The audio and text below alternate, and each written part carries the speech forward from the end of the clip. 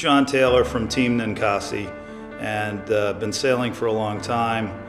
Moved progressively many years ago, J105, and then I raced a Melgus 32, and then I raced a Melgus 20 over the course of, say, 10 years. I started sailing a J105 and sailed a Swan 42, and then went to a Melgus 32. Okay, well, I'm Phil Lotz, my wife Wendy Lotz. We've been sailing together since 1975. We've sailed a lot of dinghies together. Early on we sailed Lightnings and Inner Clubs, Vanguard 15s and other things. And then got into J105. Did that for a couple of years, and then bought a Swan 42 and got into a Gunboat 60. So with some other friends, we got together and we talked about the evolution of sailing, and we had now seen the America's Cup foiling boats. So I said, wouldn't it be cool if we could get a boat that went really fast and foiled, that older, fatter guys like me could sail? So we interviewed some builders, and we picked Melvin Morelli to design us what I think could be the next generation of high-performance race boats.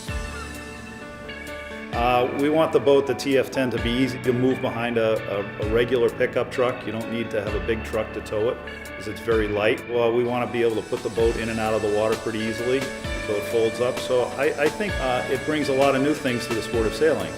And once you go fast, I don't think you really want to go slow, so that's why we want to go foiling. We think this is really the next generation of high-end sailing. If you're trying to explore the technological and human capability of going fast, and we use common reference to something like a Formula One car, you realize that you are not likely to be able to drive a Formula One car in a normal road. And when you speak about that from the point of view of boats, you also have to consider that as boats go faster, they also have to be safe. And similarly, if you compare the maneuverability of a catamaran boat with the maneuverability of a trimaran boat, the safety window is much broader for a trimaran.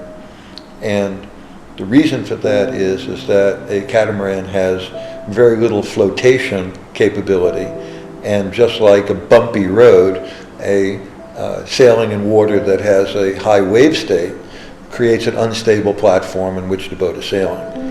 And so if you ask the question, why not have an existing boat, there are simply no boats that are available to the average sailor that combine the parameters of safety and speed and maneuverability capability. We want this to be a fun class. The owners that are involved now are great guys with a very mixed background of racing and sailing, offshore, inshore, fast boats, slow boats. So I think the group of owners, this is designed by owners for owners. I think it'll be exciting.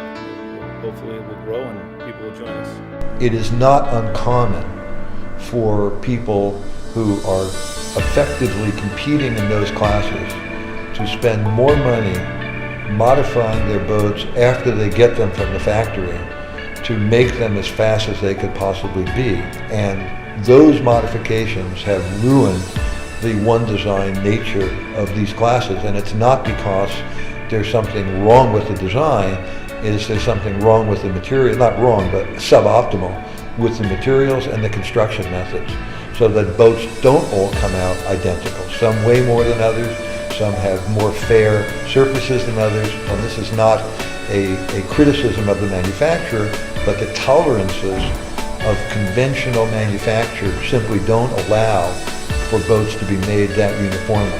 The class rules, in fact, and the understanding is that there is nothing you could do to this boat that will make it go any faster than the day it comes out of the factory.